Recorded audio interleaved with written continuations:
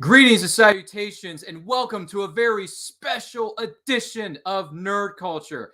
I am your host, Ryan of Nerd Culture, and we are here to celebrate the 20th anniversary of one of the greatest and most influential television series of all time. If you can't tell by my attire that I chose to wear for this occasion, let me give you a brief description. The Superman legend begins in a place called Smallville.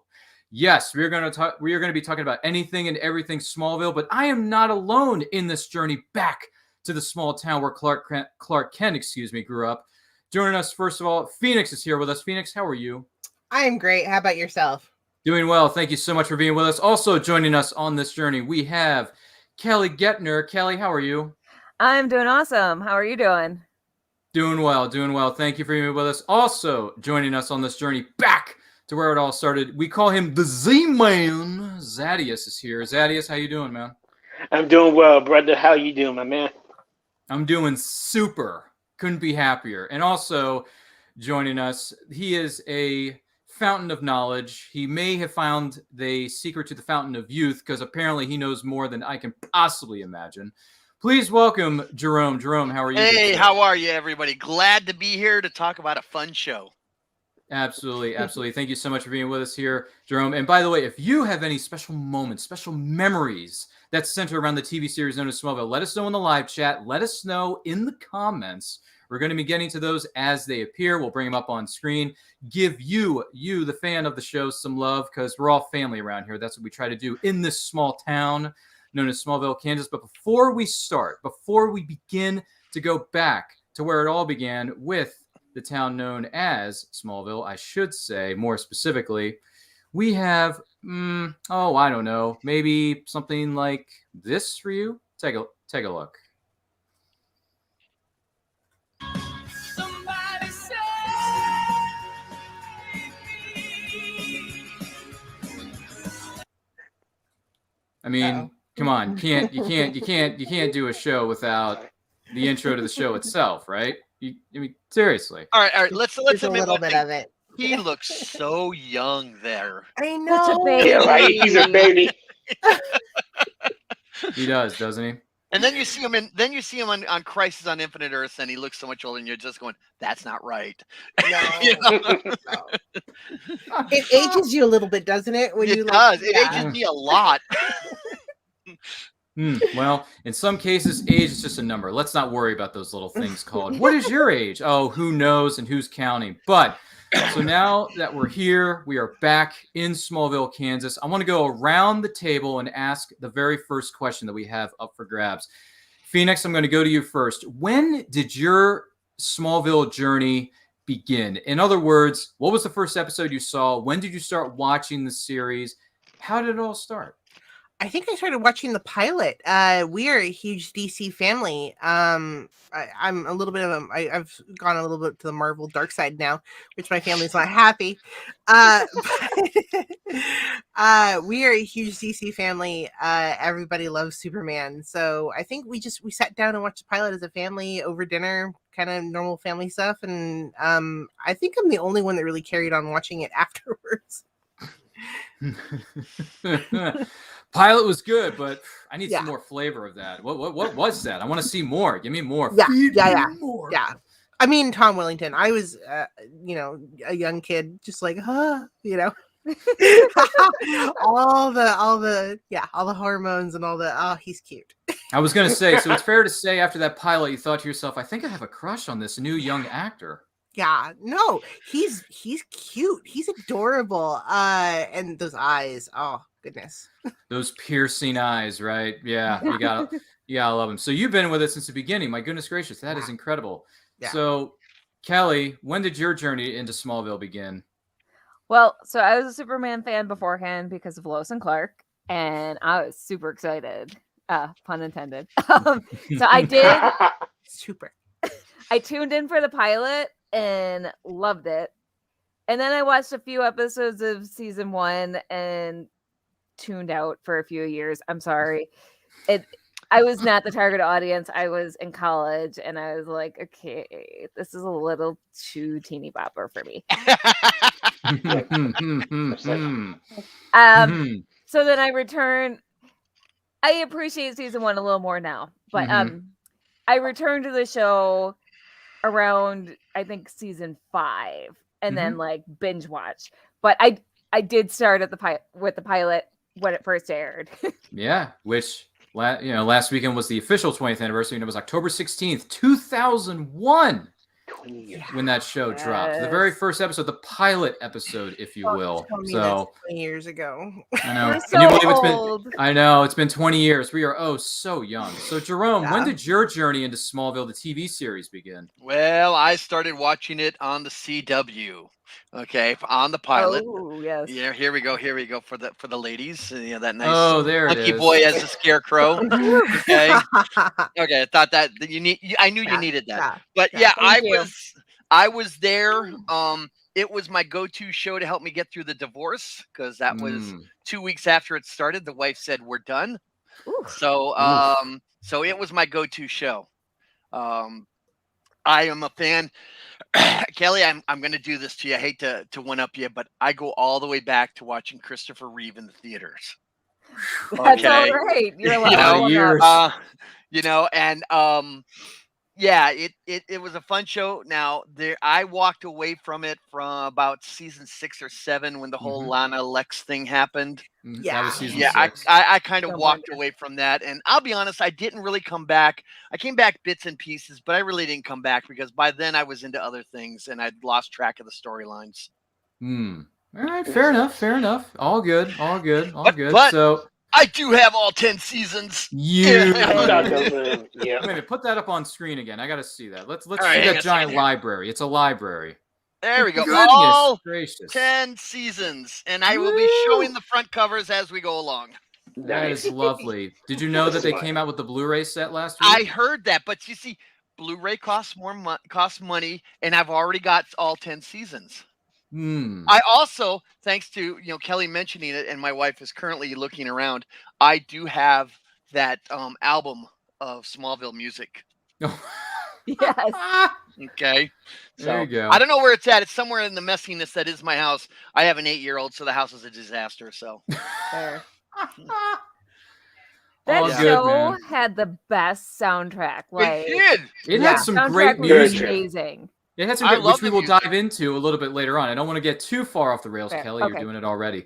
I Zadius, know. Zadius, I don't want to leave you out of this conversation. When did you start watching the TV series known as Smallville? Man, I was there from the jump. Very first episode, like I was already like a superhero type of fan, not just DC. I was like, I grew up with like Spider-Man animated series, Batman animated series, and Superman animated series and stuff like that, and Lois and Clark, of course. So if I saw a new superhero show was coming on TV, I'm like, okay, I'll sit down and watch this. And I thought it was great from the beginning. It definitely had some rough spots and some rough seasons, but I was there for, I believe, throughout the whole 10-year run, even though there were some times where I would take breaks in the latter season. I'm like, I don't have to be there every night. It premieres exactly when it premieres. Thank you, DVR. But yes. I was there from the jump. You're from the gosh, man. I think I may be one of the outliers here, because for me personally, my Smallville journey began in the midst of season 5. That's when I started. Really? Yeah. So here's the cover of the set of season 5. Sorry, Jerome, I'm jumping ahead, but I have to say this: season 5. I saw something. on my TV. I was flipping through the channels one night. I was watching some TV one night. I'm flipping through and I'm looking at this thing on television, and it was on the WB at the time. It was before they switched over to what is known now as the CW, right? Yep. So I'm watching TV one night and I see this thing, this promo just come out of, what is it called? No Man's Land, I should say. And I'm thinking, what on earth is this? So take a look at this promo. Oh. Reckoning. Yeah. Whoop. Central on WB Thursday. So I saw that. And I remember thinking, wow, this show has reached 100 episodes. That's a big deal. That's a huge accomplishment. I got to check this out. And I watched that episode. And if you're not familiar with Smallville, if you've never seen the show, we are going to reveal a lot of spoilers. So if you haven't seen the show, put this video in your watch later list and then come back after you've watched 218 great hours of television. So Reckoning is the episode where Clark loses his dad. He loses Jonathan Kent. And I'm telling you, that was a good episode. I'm telling you, from beginning to end, my eyes were glued to the screen, and the very end, I was bawling. Bawling. Over characters you had just been introduced to, which is how good the episode was. It says a lot. What's good in the promo too is he doesn't just lose his dad, right? Like, it's dark. Well, it's a dark episode for sure. So I'm watching this episode, and the very end of it, you have the funeral sequence for Jonathan, and they're playing this music, and it's Peter Gabriel's "I Grieve" during the funeral scene. And Clark's there. He takes up the dust. He puts some of it in the ground when they're burying his dad. I was bawling at the end of this episode. The reason I loved that episode, not only just because it's a great piece of television making, but 8 weeks before that episode aired. This episode aired on January the 26th, 2006, specifically. 8 weeks before that, I lost my dad. Oh, suddenly. Wow. Suddenly. The same reason, the same, in a way, the same way that Clark lost his dad. Suddenly, it was a heart attack. Just took him. Oh, man. So I lost my dad 8 weeks before this episode even went on the air. And I watched it, and I was bawling at the end, and I realized not only is this a great show, but I'm feeling what Clark is feeling. I'm there with him at the cemetery with Lana and Lois and everyone who's there at the set. It's so good, but yet it made me feel that pain that Clark was feeling. I was there with him. And as soon as that episode was over, I said, I don't care what happens next. He lost your dad. It's a bummer. I know what it feels like. It's painful. It hits you. I'm going to watch this show for the remainder of its run because I want to see where this goes. Like, what do you do after that? When you lose your dad, Superman. What do you do? You become Superman. That? What's that? Oh, Superman. I see Malcolm is here. Malcolm, there you are. Hey. So before we get to Malcolm, just to finish this story up, because I know I'm kind of repeating a couple of things. But yeah, because of that episode, I was going to be a fan for all time, no matter what. So that's how my Smallville journey began in January of 2006. Now, for those of you just joining us, Malcolm. So Malcolm, we're talking about something known as Smallville. We're talking about all 10 years of it, all 10 seasons and all that. But the question I asked to the panel was, when did you start watching the series? So Malcolm, now that you have finally joined us at the Talon in the coffee shop, having a conversation, tell us, when did you start watching Smallville? I mean, just like Flash, I'm often late anyway, but it's 8 o'clock in the morning for me, so... No, it's fine.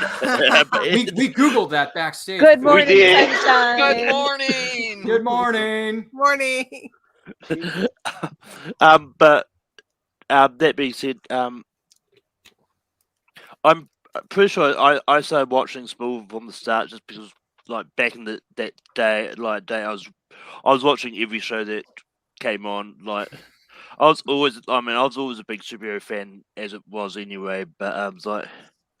And it's just one of those ones I started watching it, and it just was one of those shows that I instantly started loving and just continued watching it to it ended, and it's one of those ones that I really partly wish they kind of do another series, but then again, like, I think that the ending that they gave them in Crisis on Infinite Earths, I think, was a perfect way to cap it off as well. So I don't think they need to have another series, but it's I love it. So I got you. We may or may not be talking about a potential future for Smallville moving forward, but we'll talk more about that later. Don't jump ahead, Malcolm. Jeez. Anywho, no, it's all good, Malcolm. You had it. By the way. That's tardy number 4 for you, Malcolm. I believe that's 4 in a row. Anyway, that's another reference. Detention, yeah. Exactly. Thank you. So anyhow, yeah, that's how it began for all of us. Now, if you have any questions or comments about Smallville, when did your journey into Smallville begin? Let us know in the comments. Let us know in the chat. We would love to hear from you. This is a celebration of all things Smallville. We want to have you involved as much as possible. And by the way, make sure you're sharing this video with all 500 of your closest friends. They're going to like the way they look after watching this video. I guarantee it. So, exactly, Kelly. It's my new sales pitch. It's what I'm doing. There's a little peek behind the curtain for those of you wondering, where is Ryan getting all this stuff? It's called pop culture references, folks. Look them up. Anyhow, So my next question, and Malcolm, guess what? You get to start this one off. So with your journey into Smallville being at the very beginning, October 16th, 2001, believe it or not, what would you say are some of your favorite moments or maybe favorite episodes of the series that you can recall? Any thoughts on that, Malcolm? I mean, for me, one of my favorite episodes was probably episode number 100, just because of sort of what it meant, and just the way they kind of connected the series and all that with Superman mythos. I believe that was the one that his father unfortunately died. That would be this one. Yeah. And it's just one of those ones because, like, when you're one of those people that know a lot about Superman's history, that you know that you kind of know that eventually that his father's going to eventually die, and it did get me worried that his mother's probably going to die at some stage as well. But as of yet, I don't think it ever happened in the comics either. So, but yeah, Superman 100 was probably one of my favorite episodes. Yeah. So I didn't plan anything. So yeah. No, that's okay. I mean, if I was giving everyone a bit of a rundown of how things were going to go earlier if you had shown up, but that's okay because we still love you around here, and we're not going to throw anyone under the Smallville high school bus, right? Because they never did that in the show. That Clark was always late for. Yeah, exactly. Clark's always late for the bus, but somehow he manages to get there before everyone else. Where did you come from? Did you go through a black hole? By the way, that was said in the pilot. So just throwing that out there. There's a little reference for you, Malcolm. So no, 100th episode sticks out. Any other moments, or is 100th episode like the biggest one that sticks out to you? Anything else from the series stick out to you at all? Nothing that I can think of straight away, but... Okay, if you want me to, you can play the Jeopardy theme in your head while I'm going to each one of our fellow panelists. How's that sound? Yeah. Lovely. I'll let you think about that for about 30 seconds. So, Jerome, any favorite episodes or moments from the series known as Smallville for you? Well, there's kind of a trend line that I really like, but there is one moment that sticks out to this day constantly. The trend line for me was the opening of the Talon. I thought that was a nice transition from high school to a more adult world. I really thought that was a good transition. But the one part, and it's the beginning of a season, I can't remember, I think it's like the 4th or 5th season, is our introduction to Lois. Oh, season 4, episode 1, baby. And old Clark there just lands right in front of her, birthday suit and all. Yes. And she's going, eyes up, Lois, eyes up, eyes up. Look at his face. Look at his face. That one to this day still sticks in my head. The way she's like, "Don't look down," Look at his face. Yeah, look at his face. That's what she was saying the whole time. Yeah, she was. I remember that. That one really sticks because I really like the Lois character. Good intro too. Yeah, it was a good intro. I kind of feel like they introduced her a little early. For the cycle of his life and all. I think it was a sort of a gimmick to bring her in early for ratings, but senior year of high school for Clark. Yeah, I think they should have brought her in more like on 5 or 6, Fair enough. because of the way his life is with Lana and everything else. But other than that, I love the character. She's one of my favorites. She's one of my favorite Loises of all the Loises out there. Oh, absolutely. Yeah, that's good moments, man. That was a good one. Yeah, and then she takes him to the hospital, and because he's in his Kal-El alter ego. He's exactly. He's out of it, flying and everything. Yeah. They say no flights, no tights, but yet he flies in like every other episode. So, nice job, guys. Nice way to keep the commandments. Thou shalt not, no flights, no tights. Just saying. But yeah, no, that's a good moment, man. That's a good moment. So, what about you, Z man? Any favorite moments or episodes for you that stick out in your mind from the TV series known as Smallville? Oh yeah, most definitely. Like my favorite episode it's been touched on before is definitely Reckoning, episode 100. Just that whole episode drone, just masterful, and it was like literally the best way to be introduced into the series. But I'll go my second 2 favorite episodes because it's like almost like a 1A 1B. And I believe this really changed like the path for Clark from this moment on, and that's so Exodus, which is I think it's the season finale of season 2, and and the season premiere of episode of season 3, Exile. When he go, I mean, Exodus was so powerful because like it looked like things were going all up for the Kent family. Martha had her was about to have Lost another a baby. child. Yep. And then Clark makes a dumbhead decision, and of course, like you said, Martha loses the child, and then you just see the grief in Clark. He just has to slip on the red ring and just let it all go and go into Metropolis, and it was just a perfect, great story arc for me. Saddening, but also you could see where it changed Clark from that moment on. It for the rest of the series by. So love it.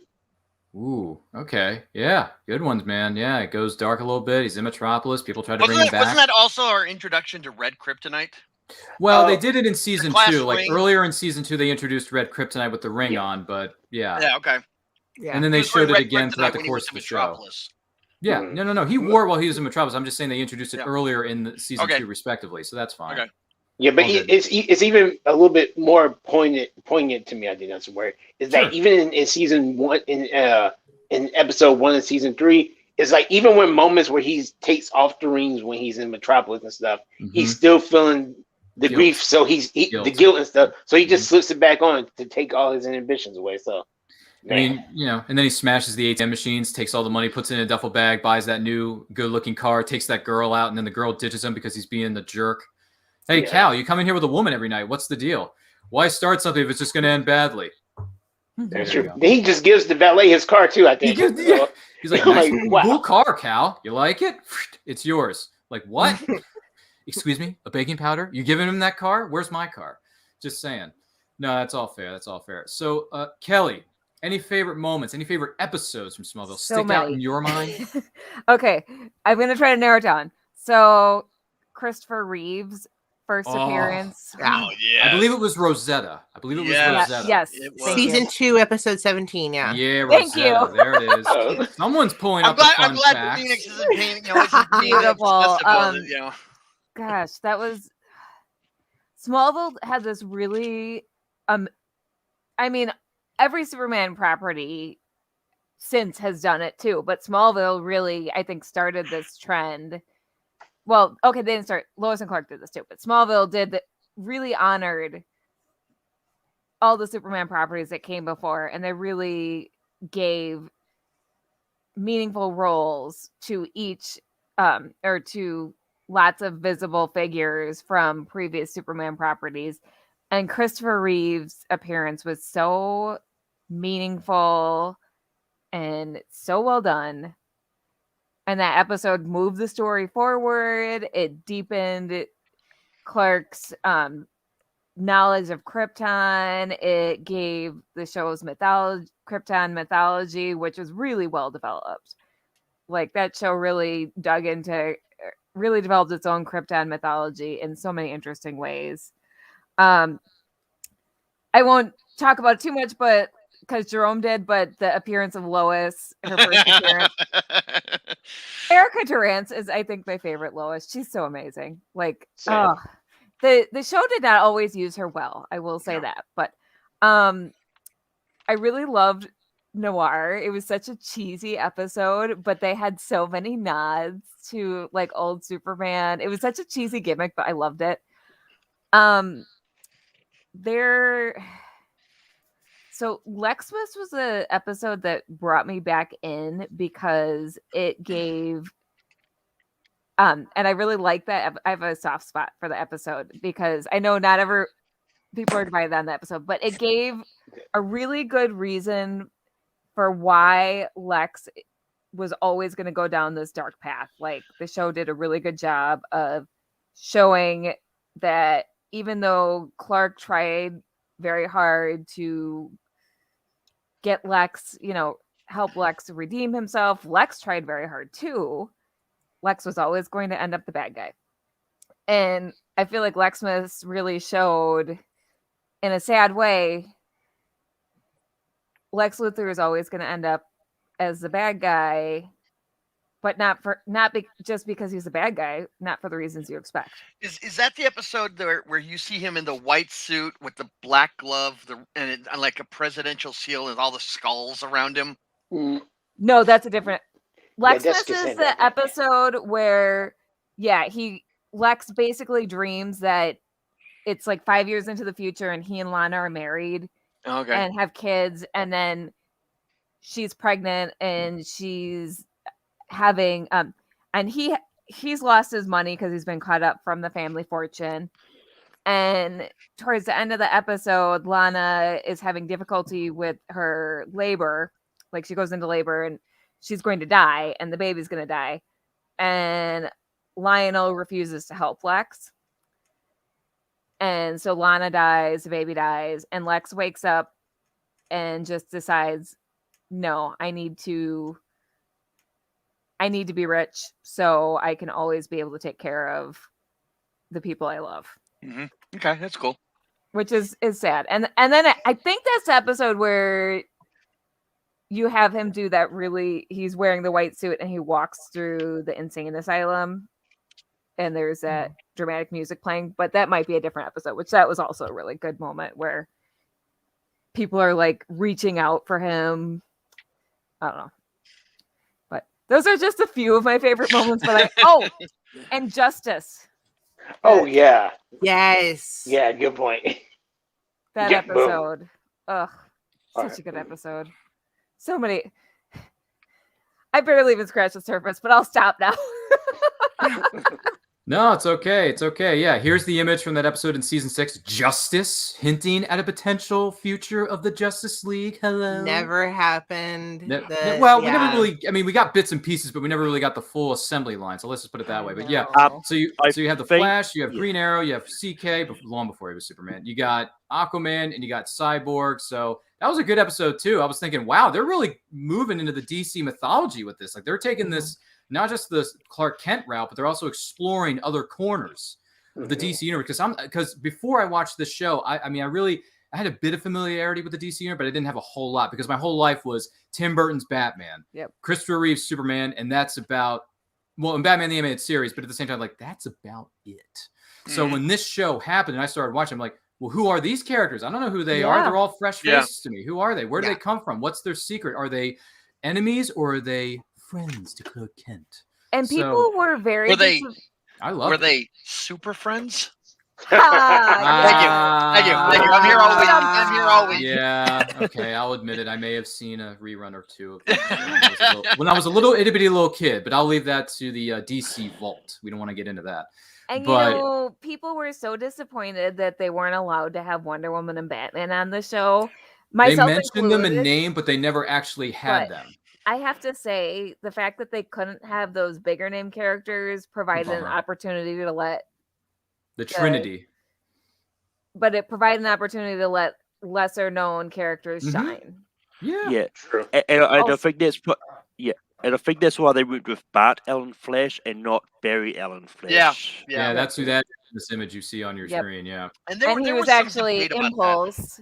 Not Flash, technically, because they weren't allowed to call him. Well, Impulse, Flash, it's all the semantics. It was DC deciding they thought they were going to do more after the last Flash. They thought they were going to do a lot more with it, and they didn't want Barry Allen Flash, so they allowed Impulse. Yep. Which, gotta do what you gotta do with the creative properties you're given access to. But yeah, so. And they did good highlights, guys. Yeah, for me, obviously, Reckoning is probably. Hey, Ryan Phoenix has. Oh yeah, sorry. She's looking like, wow. Okay. I'm not getting off the rails now. Sorry. Kelly mentions too many episodes, and then I forget who's on the show. I am sorry. You're in timeout, young lady. Anyway, I think, Phoenix, I think the one who rises all the time. Phoenix, what are some of your favorite episodes or moments from something known as Smallville? I think it was actually I feel like the show got even better towards the end, and I feel like it was just really getting going. It kind of took a second breath around the 100th episode, because even I started to kind of go, this is getting a little stale towards the 100th episode. And then, I saw the promo where, Lana might die, and then it turns out the dad dies instead. In fact, Lana does die. And he sort of loses his relationship and not being engaged to her and didn't tell her his secret. Didn't tell her his secret. He lost so much in that episode. And I feel like after that they got sort of a second breath on the show where he really becomes Superman. Like he's not just the nerdy little kid anymore. I really loved the last season where it was season 10, episode 4 was Homecoming. Oh yes. Yeah. Right. Speaking of which, 200 episode, I think. I don't know that episode. Yeah. It was. Yeah. And if I remember correctly, Phoenix, you're right on the money with that. It was the 200th episode. It was called Homecoming. Big celebration of the show itself. So good. Speaking of which, take a look at this. How about that? See, I come prepared. Smallville High reunion. Come on, Clark. There's a lot of memories there for me. So what are you? Man or Superman? See? It was a really good. In fact, James Marsters from Buffy shows up on the show. Brainiac. Yeah, Brainiac. Yeah. Mhm. Which was a really because you actually get the younger Superman calling the older Superman, like names. That's right. When did I become so uptight and nerdy?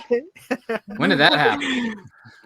It kind of reflects in all of us, right? Because you wonder, like, what would my younger self think of my older self? Oh, my now? younger self would hate who I became. Yeah. So yeah, Homecoming's a great one. That's a great one, Phoenix. Any other ones stand out to you? Booster, which was season 10, Booster episode Gold. 18. Yes. You remember that one? That's it. So good. Wow. I really look because you get the phone booth change. You're like, oh, he's Superman. So I really love because he starts to adopt the nerdy glasses and the look, the actual. All right, I got a question. Wait a minute. Did he ever get the curly Q hair? No. Okay. Disappointing. It is, but that's okay. I can live with it. Yeah, it's funny. They kind of sweep it off to the side. I was a little disappointed with that. Booster. Love Booster Gold. One of my favorite heroes. Yes. They also introduced the Blue Beetle also, so that was a good episode. Yes. I got to go back and watch that episode then. I I feel like- recommend. Oh, sorry. I feel like the show really probably could have gone another season or two. Oh, yeah. Yeah. I feel like seasons 9 and 10 were a different show in the best way. Mhm. Yeah. They were Agreed. very in different leaned directions in. creatively. They leaned into they changed executive producers at that point, but they really Sure. leaned into the comic, The Daily Planet. Yeah. stuff, Yeah. the Daily Planet. Was a huge factor. Huge factor. I love seasons 9 and 10. Like Oh, man. so I mean, much. There's some moments there. Any other moments for you stick out, Phoenix, that you haven't shared yet? Not any that haven't already been mentioned. I really loved. Oh, let's see. I took a couple notes. Transference was this season 4. When episode Lex They and six. swap Clark bodies. switch bodies. That was Yes. good. Friday. Yeah. Remember that one? Yeah. I That was mean, some freaky stuff, man. And Jimmy's World Plan went into prison also, I think. Oof. Oh, Yeah. There's some creepy stuff, man. No question. And the acting in Transference, like Tom Welling. Yeah. As And John Glover. Yeah. Yeah, right? Yeah, because John Amazing. Glover he's been around for a while, so he Yeah. knows how to hit his mark. That's for sure. All I He's can a say, nice I guy got one. too in real life. Fun I got story, which one we will get request to for later. John Glover, and I really wish he would have just shaved. He just always looked like he was coming off of a bender. Yeah. By the way, John Glover, if you're watching this, we mean this in the best possible way. well, they've had 4 years together by that episode, right? Yeah. Like they Long can kind of time. just be each other. Yeah. Yeah, they probably could. It's a fair point. But yeah, Transference is going from season 4. Man, season 4 had a lot of growing moments. Yeah. Growth. There's a lot of growth. Well, there. it was senior year in high school. It was. And listen. I was a senior during the course of season 5, but you can feel some of those moments in his high school where you feel you're an outsider, you have these disabilities or abilities, you're not sure where do you fit in with all of this. So that's another reason why I relate to the character of Clark so much, because I understood why he felt like an outcast all the time. Because and I'll get into this later, having ASD, autism, is not easy. It's never easy. So to me, if I were on set, if I were in Smallville High, I would hope that Clark would be my best friend. Okay, So it's like, hey, we know what it's like to be outsiders, brother. I do have to give one shout out to every teenage boy out there. okay, that ever went through puberty in high school was It's when tough. Clark got his X-ray vision. Oh boy. Yeah. I wouldn't know that. That was season 1, episode 4, simply titled I'm X-Ray. sorry, that was every pubescent boy there has ever been. Okay. So much for keeping this family friendly, Jerome. It was just, well, you never really saw anything. You saw the girls in the underwear, and then immediately they went into the X-ray of people's skeletons. But the implication was just too funny. It was, and they had the funny song, but they had the song playing while he was looking through the locker room. La loo, la la, come on, you know that song. Yeah, this is weird. I know, Phoenix. Funny. I have weird recollections that just come up. They just happen. I frequently tease you about it too, because I'm like you remember more than me sometimes. Ryan, you haven't seen these episodes in 20 years, but yet you can remember these moments. How is that possible? Maybe because I have a very good memory. I don't know. You put me to shame even as a Star Wars fan sometimes. So I just remember, well, Phoenix, between you and me, the most important thing we can remember from that particular property outside of Smallville, #Han shot first. So yes, I got the confirmation from C. Andrew Nelson that Han shot first. Nice. So yeah, brilliant. See, I love it when people get the correct information, not the wrong stuff. But anywho, before I get too off on a tangent, so Phoenix, great memories, good tunes, good buddies. You mentioned a bunch of stuff relating to Lois, a bunch of stuff relating to how they grew the show in seasons 9 and 10. For me, Reckoning's obviously, we've touched on it enough, but Reckoning's definitely one of my all-time favorites. It's never going to leave the top 3, if not top 5, as far as episodes are concerned, not overall seasons. But yeah, some other moments for me that stand out, gosh, I thought Justice was really good because it gave us a little bit of a glimpse of the DC universe, a different corner of it. This one in particular, and we'll get to something else about this in a moment, but I believe it was in season 8 when Clark and Lois were working together at the Daily Planet. The scene in the first episode of season 8 where he's in the bullpen and Lois is sitting there trying to write a story and Clark is screeching the chair and Lois is like, and Clark looks at her and says, "Oh, I'm sorry, is this bothering you? The chair or you in it?" And then he gets up and he says, "Well, I got to get ready. Better get ready. I'll see you first thing Monday morning." Whoa. What do you mean bright and early? Lois, you're the one who gave me the application. You're looking at the newest recruit to the Daily Planet. And then he turns the name tagger, and Lois turns the name tagger and realizes they're going to be sitting across from one another. And as soon as that happens, I'm like, they're going into like this is Superman. Like this is working at the Daily Planet. This is where all the juicy stuff and the adventures of Clark and Lois are going to happen. Big time, my friend. So that was a big, fist pump moment for me. It's like, yes, he's working at the DP now. Finally. And then another thing that stands out. Here's one for you. A little behind the scenes trivia. This is ahead. called Deep Inside Baseball. The man who played Perry White. Yes. Do you know who he was married to? I know exactly who he was married. That would be Michael McKean is married to Annette O'Toole, aka Mama Kent. Yeah. So there's a little inside baseball for you. It's great, isn't it? Which was funny that they, the two characters dated later. In season 9. In season 9, they were brought back, and it was, and then she brought him in as her suitor, and I'm thinking, you guys are married in real life. This is really happening. Martha Kent and Perry White are an item. Like, what is that? What on earth is going on? You know what I'm saying? So it saves on their commutes. Yeah. Does it now? Does it now? Because I think it does to a certain degree, if I'm not mistaken. But another thing that stands out for me, and I got to share this with you, this promo got me so hyped for this season. Oh, yeah. Season 7. Laura. Laura. Yes. Laura, yeah. I mean, goodness gracious. Season 7. This girl comes out of nowhere, new up-and-coming actress at the time. I didn't know who she was. That promo, when they said, we're going to be bringing not only a new actress to the set, but we're bringing Supergirl to Smallville. I'm thinking, whoa, okay, this is serious business. And in the words of good old JR from Pro Wrestling, business is about to pick up. So she comes on the show, second episode titled Kara, for those of you wondering at home. She's, looking for something, and Clark's thinking, are you trying to destroy somebody? You're trying to kill someone? Like, what's the deal? She says, no, I'm looking for Kal-El. He would have been a baby. What? So she doesn't know that Clark, hello, I'm right here.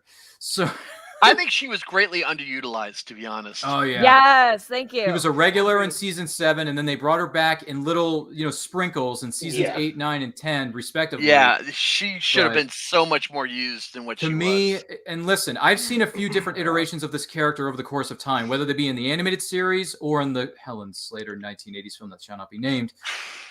She's the greatest Supergirl we've ever had. Period. I think Laura is the champion of all champs, in my opinion. Don't worry, we'll get to your opinions in a moment. So, Laura to me is the world champion. She's the best, hands down.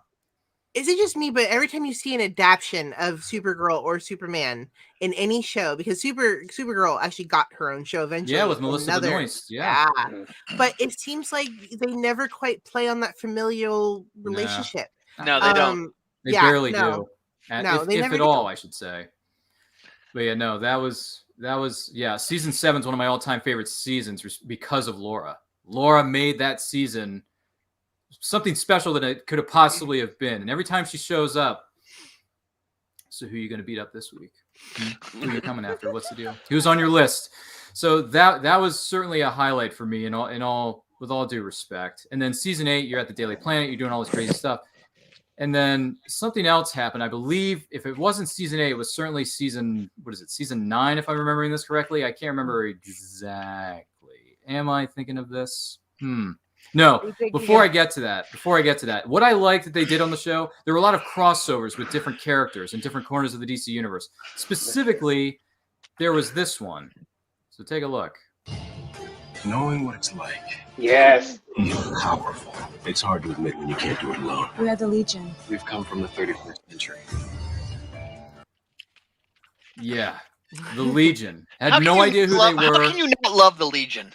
I had no idea who these characters were, no idea where they came from. All of a sudden, we got time travel now. So Back to the Future has entered its way into Smallville. So these characters come in, and I'm thinking, oh, once again, business is going to pick up. What are they going to do?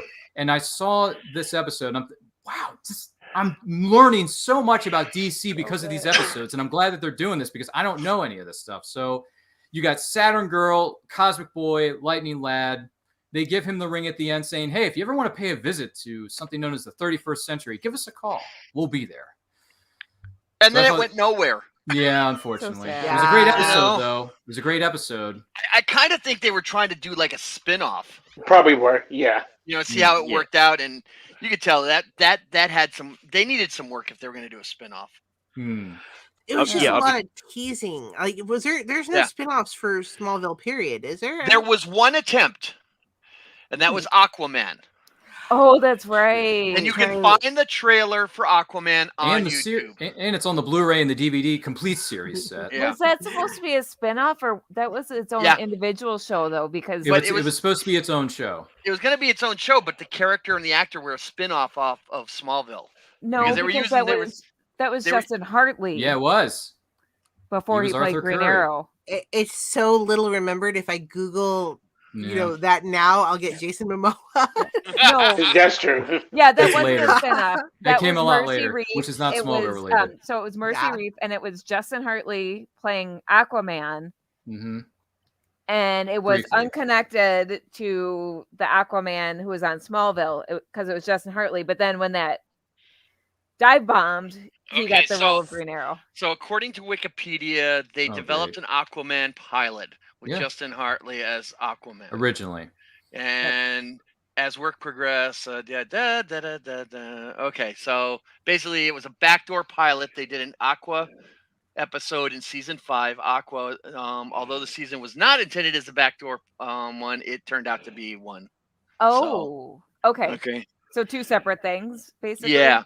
Got it. Okay, I didn't know that. Yeah, that's right. That's why I grabbed that up. Yeah. So thank you for looking. I always look. Boy, that could have gone a couple of different directions. Yeah, it could have. It could have. Yeah. So, other things that stand out to me. This was season 9. Before we get to the big bad of season 9, because that was a good actor too, who played that role.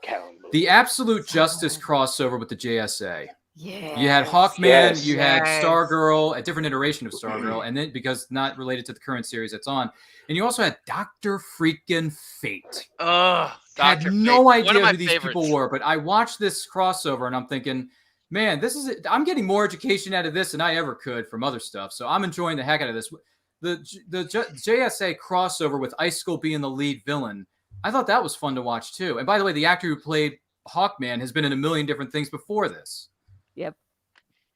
So congrats to them on that. And then the big bad of season 9 was someone known as Neil Before Zod. Callum Blue played a much younger version of Zod. And I'm thinking, wait a minute. We're so familiar with him from the Christopher Reeve movies. How are they going to pull this off? And I think they pulled it off quite well with a young up-and-coming actor at that point, Callum Blue. Great stuff. I loved it. You had him. You had the city of Kandor threatening to take over Metropolis, threatening to take over the world if Kal-El didn't help them, or, become like their second in command or whatever the heck it may have been. And then you have this final scene on the season finale on the rooftop where he has this blue kryptonite dagger that he sticks into Kal-El's side saying, hey, before I go, I'm going to make you mortal and you're going to die.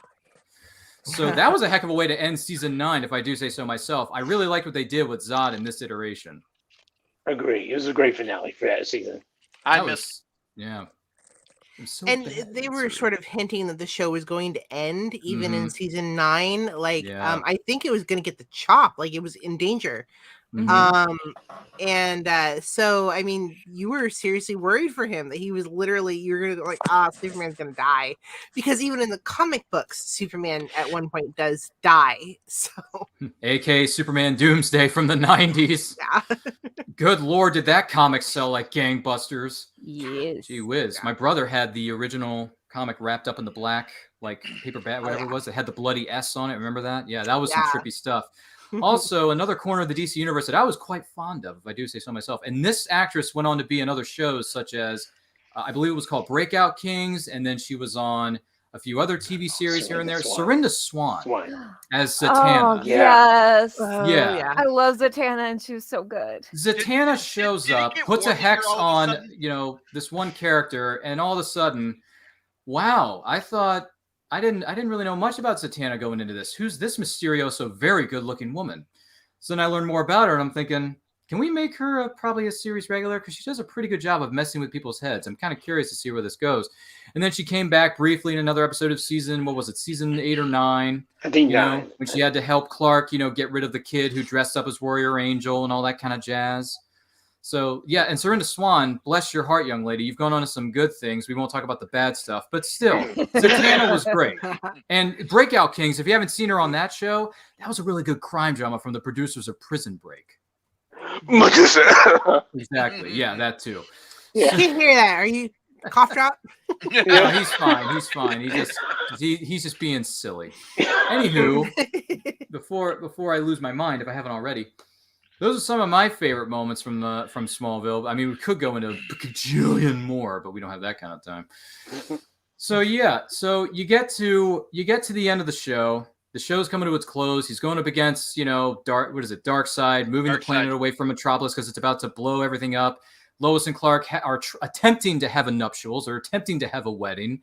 Everything goes wrong, as it kind of did in the Lois and Clark TV series with Dean Cain and Terry Hatcher. But the very end, where you flash forward a couple of years and they try to redo the wedding all over again, and a reporter bursts into the bullpen and says, "We got to run. Someone's put a bomb in an elevator uptown." And you hear a familiar piece of music.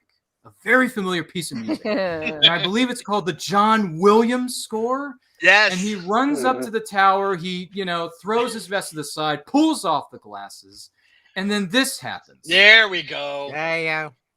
You hear this, you see this, and then the show goes into the credits, and the credits are flashing on the screen like they did in the Christopher Reeve movies as a tribute to the late, great Christopher Reeve. Let's give it up for him. And I'm thinking, okay, this was a good finale, but that last 2 minutes, oh my Lord. You knew where they were headed in that direction. Yeah, but anyway. I wasn't sure how they were going to do it. I wasn't sure, are they going to use the John Williams? Are they not going to use John Williams? And John Williams comes through the door, and I'm thinking, oh, this is perfect. So for me, this was chef's kiss when it comes to that last scene, tearing off the shirt, the Superman shield in all its glory. So, but my question to the panel, and I want to go around the horn here. I do want to do this. And if you have any thoughts about any of these episodes, any of these seasons, any of these moments, let us know in the comments. Let us know in the chat. We'll bring them up on screen as they come in. But I want to go to you first, Phoenix. The show ends simply titled The Finale. That's the name of the final 2 episodes. You have the wedding. You have all this stuff. Lex Luthor comes back. Tess Mercer dies at the end after wiping away Lex's memory with that Mysterioso potion that was on her gloves. Just saying. And all this stuff happens. But I'm curious, Phoenix. I'm curious. What are your thoughts on the finale? And the second part of that is, how would you personally would have ended the series known as Smallville? I liked the ending. I was really bummed that it was ending. But I liked the way they did it. I wouldn't change a thing. That shirt though, it was really weird. It was very flat because you're used to like Superman, with a ripple. Yeah, because it was CGI'd. Yeah, it looked CGI'd. But that's early 2000s. We'll forgive them. But yeah, I wouldn't really change a thing. I loved everything about it. But they left us sort of hanging a little bit, didn't they? I think they were hoping for a spinoff or some kind of thing that never happened. That's fair. That's fair. Anything, would you have changed anything, or are you happy this way this came out? Is it chef's kiss in your mind? Or if you were in the director's chair, how would you have done it? Not change a thing. Okay. All right. Fair enough. I respect that. I respect that opinion wholeheartedly. So, Coolio, John Williams score. Guys tears off his shirt for all to see. It's pretty good stuff. I'm not going to lie. So we're going to go over to our next panelist here. And I know she's probably got a very long-winded explanation, but we'll let her have the floor. So someone named Kelly is here with us. So Kelly, I got to ask you, you see this finale, you're seeing all this play out on the big, in your television screen respectively. What were your thoughts on the finale of Smallville? And second of all, how would you have ended it if you were sitting in the executives or the director's chair? So I thought they bit off more than they could chew with Darkseid. Mm-hmm. So that part fell flat for me. And there was no way for them to do Darkseid well. Sorry. Like, they did the best they could. So they just, I think, should not have even done it. But I loved the Lois and Clark wedding that didn't happen and the way they handled that. I love the flash forward to the future. I know a lot of people hated that he didn't fully suit up, but I have mixed feelings on that. But I think ending with him ripping the shirt open and ending with that whole gorgeous shot of the Daily Planet, having Jimmy Olsen's younger brother there, played by Aaron Ashmore, even though I have very complicated feelings on Jimmy Olsen too. That's a whole other thing. That's a whole other show. But I was glad to see Aaron Ashmore there as Jimmy Olsen, acting like Jimmy Olsen. Glad to see hear Perry White yelling. Great Caesar's Ghost. Yeah. That was amazing. Like, the ending felt like a Superman ending. It was that was beautiful. So I love that. So, I mean, the only thing I would have changed is not have Darkseid be how they ended the show. Shows up as a cloud of dust. Yeah. That didn't go so well with the Fantastic Four movie that had, or the Green Lantern movie too. Thank you. Yeah, with the animated suit, right, Zadius? Anyway, making a villain and then making that villain a cloud of dust because you can't handle the CGI. And then you had Desaad in there, and Granny Goodness was in there briefly. I did love Granny Goodness, but yeah, she was in there, as well as her Granny Goodness like minions were in there too. Yeah, Granny Goodness was well done, but just Darkseid is too big a villain for TV. This is too big for the two of us. If you could do any villain, who would you have done instead? Ooh, that's a good question. How would you have ended that? Yeah, that's a good one. Oh my gosh. There's a couple of different villains out there. There's lots more than a couple. I know, but I'm just for argument's sake. Okay, I'm gonna have Toyman. Toyman would have been fun. I mean, he was in the show for a couple of episodes. Toyman's a personal favorite. I love Toyman. I feel like they did all the villains, so they had no one left but Darkseid. I'll have to come back to you on that one. I have to think about it. We'll play the Jeopardy theme for you in the background, I'm sure. Someone, by the way, producer, can you do that for me? All right, thank you. He gave me the nod. So, Zadius, thoughts on the finale and thoughts on what would you have changed if you were sitting in that director's chair? Overall, for the finale, I loved that. I thought it was a great ending for the whole Smallville story, for Clark Kent's story. But I 100% agree with Kelly. And the dark side thing was definitely underwhelming.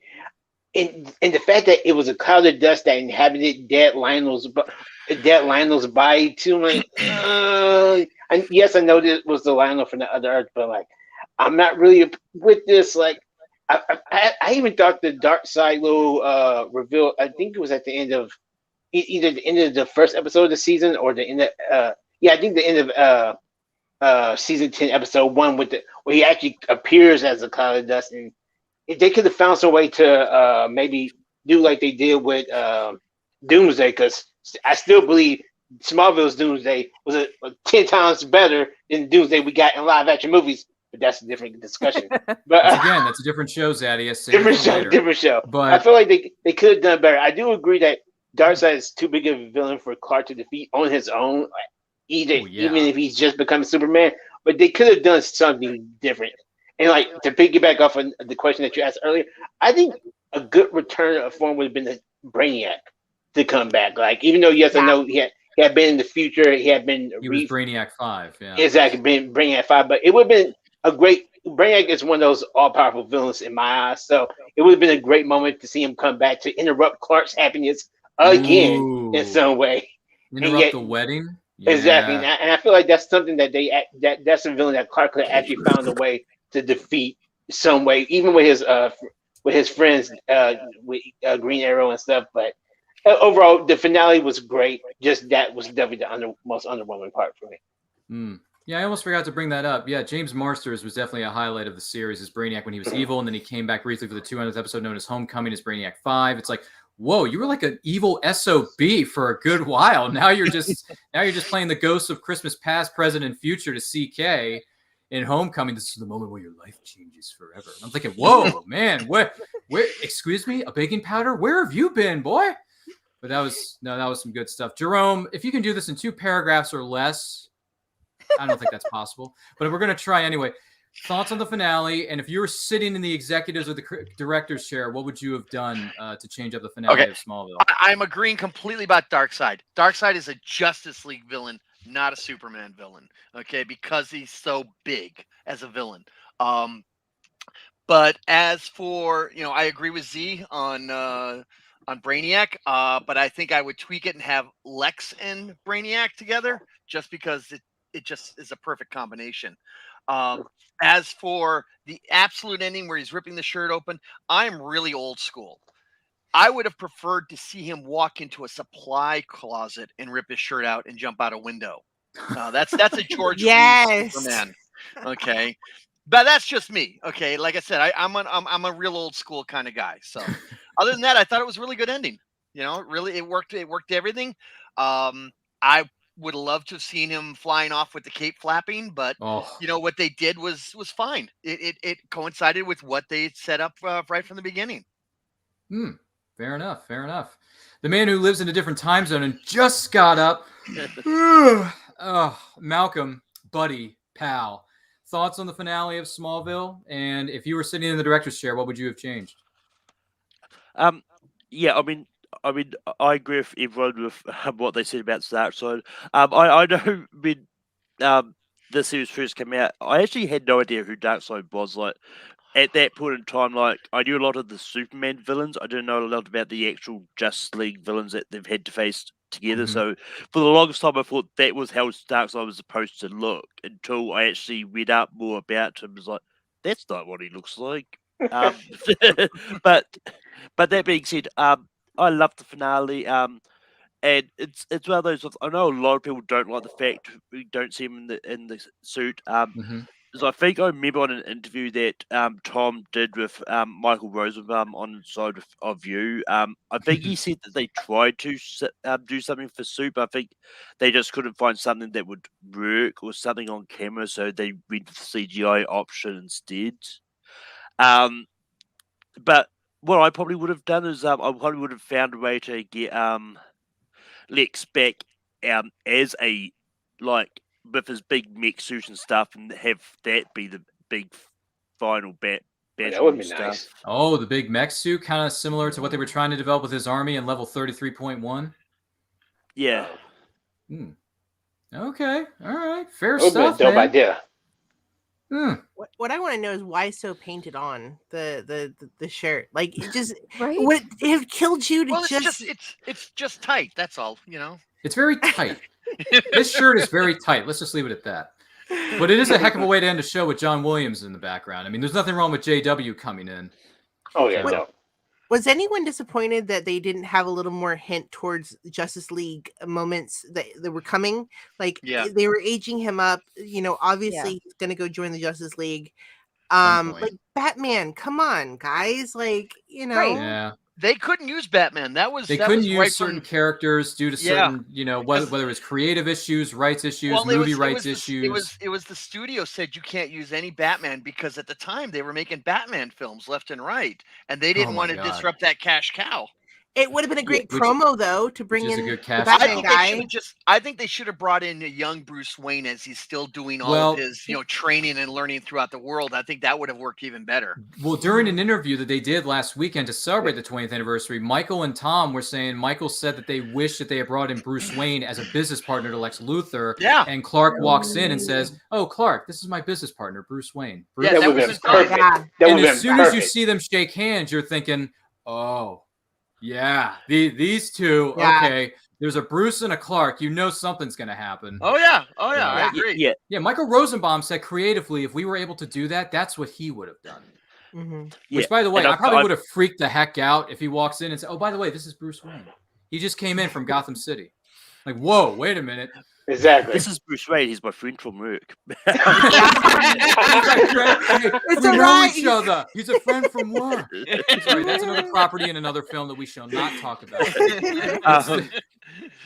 But I think they make up for a lot of that in the season 11 comic book set. Yes. I think they do everything Batman and Justice League. I think they make up for not being able to, for what they couldn't have done in the series. Yeah. Ryan, you're muted. Ryan. Muted. No, it's okay. You guys can keep yapping. I'm looking for something. Okay. See, like I said, I'm an old. One One thing I'm slightly disappointed is there's a lack of Smallville Funko Pops out there, because I just did a quick Google search before. It's like the only 5 there was is there's 2 versions of the Clark, Lex, Lois, and I can't remember what the 5th one. I think it's the Green Arrow is like. I would have loved to get Funko Pops of all the others. Maybe not so much Chloe now, but yeah. Well, first of all, in the words of I Mike have the Lois Kalinowski, pop. I was going to say, hold on a second. Let me. Well, before you hold that up to the camera for the second and third time, this is the Smallville comic that Malcolm was referencing a moment ago. I have all 7 or 8 volumes of this in paperback. I think it's a really good continuation of the series. Good. Yes, Batman is introduced. Yes, Bruce Wayne is mentioned. Yes, other members of the Justice League are thrown in there for good measure. So, by the way, hashtag support your local comic shops and buy this trade paperback series, because I think it's a lot of fun. I enjoyed it for what it was.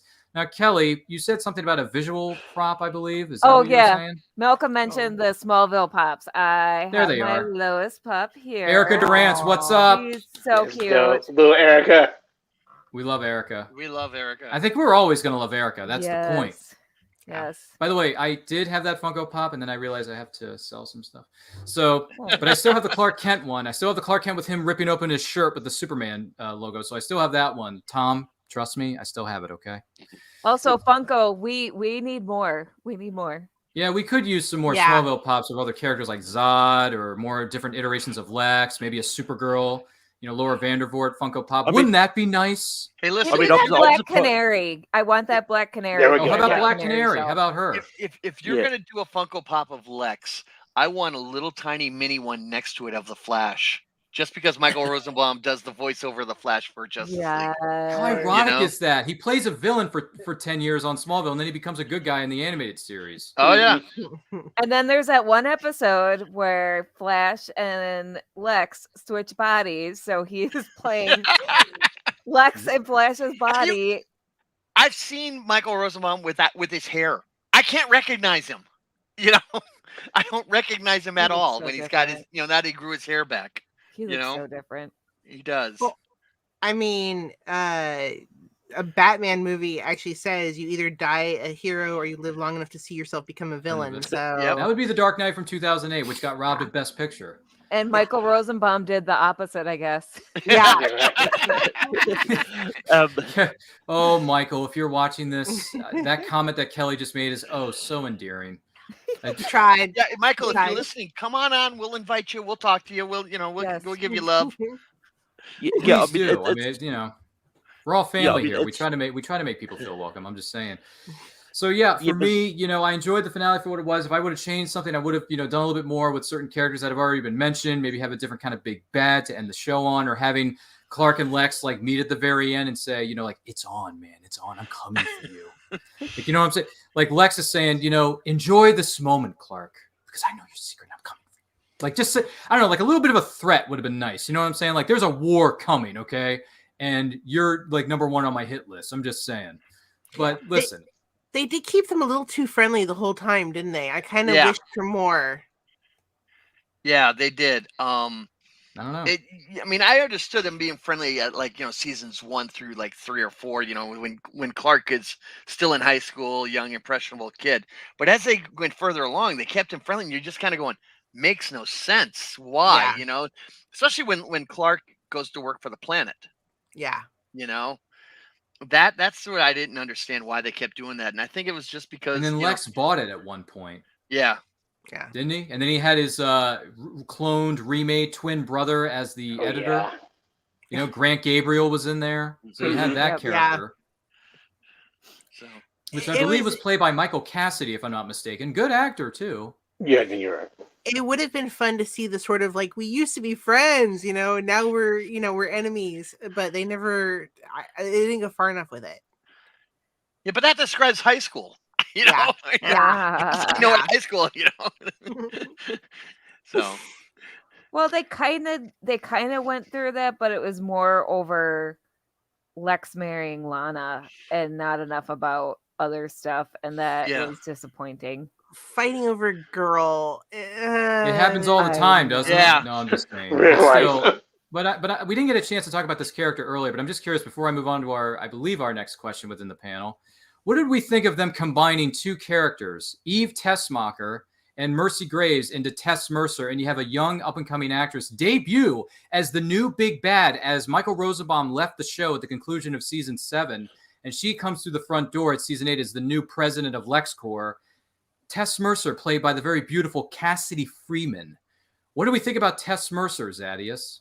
Yeah, I loved it. I even though season 8 definitely wasn't one of my favorite seasons, but I thought it has nothing to do with Cassidy Freeman's portrayal of Tess, because I thought she was a great villain / soon to be future friend, but I thought she was great. No, that's fair enough. Fair enough. Kelly, if you can keep this to 2 sentences or less. No, I'm kidding. Kelly, what are your thoughts on this new villain that came through the door in season 8 known as Tess Mercer? Oh, I loved her. She is a complex, layered character, and I loved her redemption arc in later seasons. Boy, that was short and sweet to the point. You're all right, welcome. Kelly, You asked her for that. you get 5 Listen, when we go backstage, when this show's over, you get a gold star sticker after this. So, Phoenix, thoughts on Tess Mercer during the course of Smallville? I didn't feel like she was a terribly memorable character. Ouch. Okay. Yeah. No, That's called a boom hot take. Yeah, it's funny because you mentioned them being two characters. I think I was trying to figure that out to begin with. It's like I was expecting the other character to show up, because I don't feel like they clearly defined that it was two characters in one. I feel like they were kind of trying to push things along. Yeah, I didn't care for her. Okay, someone's been drinking the Haterade in the backstage area. Okay, that's cool. No, listen, Phoenix, all opinions are welcome here. Every single one of them. But Malcolm, any thoughts on Cassidy Freeman taking on the role of Tess Mercer in the later seasons of Smallville? She was enjoyable. She was adorable. That's true. I mean, it's one of those ones like Phoenix was saying, it's she really wasn't defined as being both characters. I just thought, like, once again, I thought for the longest time she was just an original character that they created for the show. I mean, I do like the fact that in the name they sort of made it clear that it wasn't supposed to be an amalgamation, because like Tess Mercer, Mercy Graves. I think there was enough hints there that they were supposed to be those two characters, but I think there wasn't really much sort of definition to sort of show that that was what they were trying to do. I see. All right, Jerome, any thoughts on Cassie Freeman taking on the role of Tess Mercer? Miss Tess Mercer! Well, Sorry, that was a line from the original film, but I digress. What are your thoughts on Cassidy Freeman's character? Well, I mean, the actress is fine. She did well with the role that she was given, but the role itself is highly forgettable. Okay, they brought her in you could tell they brought her in for two reasons. One, they needed a new big bad, and she was it. And they also brought in her. I hate to say this, they brought her in to bring in a different audience. Okay, that's what it came down to. You didn't, when Michael Rosenbaum left, you could have gone with any number of the canon villains that Superman has. Instead, you bring this person in. Why? You're trying to bring in a new audience. Now, was that a good thing or a bad thing? That's an individual decision. I thought she was kind of forgettable. Never really understood the character all that heavily. And quite frankly, I moved on when she was around. You know, the actress thought she did a really good job. You know, have no problem with her. Just had a problem with the character and the writing of it. Completely agree. Yeah, I mean, I think we've lost Ryan, but no, we lost Ryan. Oh no, we've taken over the show. Oh, he's going to accuse me of this. He always says I take over the show. You know? There we go. I'm here. There he is. He's back. I had to run into the town and grab a coffee break, but still, So yeah, Jerome, you weren't too crazy about this character. Okay, that's cool. I can understand. It's not everybody was. It wasn't the actress either. She did a really it was just good the way job. it was written. Yeah. That's fair. We've all said that about TV or movie projects where we say these are great actors, but they're not given the most greatest of scripts. So we can roll with that. But Cassidy, we look forward to seeing you at conventions. Just saying. Yeah, I'll have her sign my season 8 Diva. I got no problem with it. Yeah, I mean, the one thing I found interesting with the shows, like when you see sort of the starting off point for a lot of big actors, nabs. Amy Adams was in his in season 1 in one of the worst episodes in the show. There was a guy. What's the guy's name from Supernatural? Jensen Ackles was in. Yeah, Jensen Ackles was in season 4. He was a football coach. And so the Ian Somerhalder. Yeah, he was in season 3. Thank you for bringing that up. Okay, Yeah, let's also return the other to guy. What was his Amy name? Adams. What was the other guy? What was the other guy's name? Paul Wesley. Paul Wesley. Oh, that's right. Yeah, he is. Yeah, he plays Lex's adopted, like what was it called, like stepbrother or something, or half brother. Half brother. That was it. You remember Lex that? had a lot of brothers. They all went on to do really amazing things later. They did. Too. Everyone went on to Supernatural or the Vampire Diaries, even though the early seasons are better. But still, that's very true. Of TBD, you know, Damon and all those guys. I'm just saying. But anyhow, that's another show for another time, Kelly. So, but yeah, no. Invite me back for that episode. We should. Same here. Yeah, same here. We should do. You know, after this, somewhere down the line, we should do an episode called Smallville. Where are they now? Or what have they done since then? Yeah, but I mean, it's one of those ones because I was watching Zack Snyder's Justice League the other day. The one that has all the slow-mo in the first 2 freaking hours? Yeah. I was going with that. It only just clicked to me that the person that played Silas Stone in that played Dr. Stephen Hamilton in season 1 of Smallville. Yes. Joe Morton. Joe Morton. Yeah, Joe Morton. A.K.A. the guy who worked for Cyberdyne. Who was also in Eureka. Oh, that's right. And Papa Pope. Joe Morton, he's an actor, Phoenix. He's been in like a million different things, and he's still working today. And by the way, Joe Morton, he's great. You've played a good guy, a bad guy, somewhere in between. You've done every single role that's been known to man. Bless your heart, good sir. He's a really good actor. He's great. Yeah, exactly. He's been around for a long time. So, but that was just on him. That was just a 2000s thing too. Like we talked about how these characters have been everything. That was just a 2000s thing. It seemed like all these shows were crossing over. Sometimes they were the same character. Sometimes they were a different character. I noticed that it was very I don't want to say incesty, but the shows just shared characters and actors a lot, didn't they? Well, it's also because it's filmed in Vancouver, so the actors and everybody knows everybody. And once you get into type of genre television, or whatever, they kind of recast you a lot. They did that a lot in the '60s, also. Typecast. Yeah, they typecast you. Typecasting. Yeah, because Ryan mentioned Hawkman earlier. That was he was in Stargate. Yeah, Daniel Jackson. Okay. Yeah, he was in Stargate, and then he did, and then funny enough, when Smallville was over, Lois and Hawkman were on the same show for like 8 years called Saving Hope. Yep. Which is a medical drama. For those of you wondering, what the heck is Ryan talking about? I know what he's talking about. No, I remember that. Yeah. Which, by the way, I think I may have watched that show because of Erica. So, I mean, Erica. Listen. Let's be honest. Some men and women just don't age, and I think Erica is a perfect example of one. So yeah, just saying, Erica, great job on. Hey, Laura Vandervoot doesn't age. Oh, she doesn't age either. Yeah. She was in Hartley still looks great. She did everything. She was in V. She was in Bitten. She was in. Oh my gosh, she did a couple of movies after Smallville. I mean, she's been in everything. She did the most recent remake of a David Cronenberg film known as Rabid. So. Yeah, Laura was in one of the Saw movies. Because I remember watching it, I was like, she was in Jigsaw. Jigsaw, yeah, there we go. Which, by the way, that's a horror film, and I don't watch horror very much, so I'll stay away. You just mentioned a bunch of Ian Somerhalder stuff, so she must work with him a lot. I think they do. Well, all actors, once you've worked together on one set, you end up working together on 5 other sets. So it's called Phoenix. It's called family. It's called family. Okay, family around here. Family. I'm just family, isn't that right, Zadius? It's called family. Yeah, whatever. Dude, you should have stopped at 6. Lord. Anyway. Okay, so I'm gonna throw this one at you. Erica Doerson, who played Lois.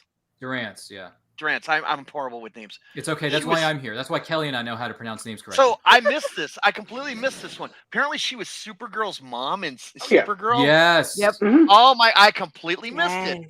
I'm oblivious, apparently. They recast. Yeah, later in the series they recast. After season 2, yeah. Thank you, Zadius. So don't feel bad. Okay. Don't feel bad, Jerome. Not a lot of people remember that. But anyway, but let's see. They also had, you had all kinds of DC legends on the show. You had Christopher Reeve made an appearance on Smallville. You had Margot Kidder make an appearance on Smallville. Oh, yeah, that was a great one. You had people like Dean Cain make an appearance. You had Terry Helen Hatcher. Slater. Yeah, Terry Hatcher was Lois's mom. Exactly. Yes. And then Helen Slater came in as Laura, Kal-El's mother on Krypton. You had Julian Sands as the human version of Jor-El. You had Terrence Stamp as the voice of Jor-El. Oh, that was brilliant. That was epic right there. That was brilliant. Which, by the way, I'm so used to him saying, "Come to me, son of Jor-El." Kneel before Zod. I can't even say it without straight. Kneel before Zod. Like anyone. Yeah, that was so over the top, but. Yeah, they did a lot of good reference, like I said, And there were a lot of alumni from the DC universe that were in Smallville.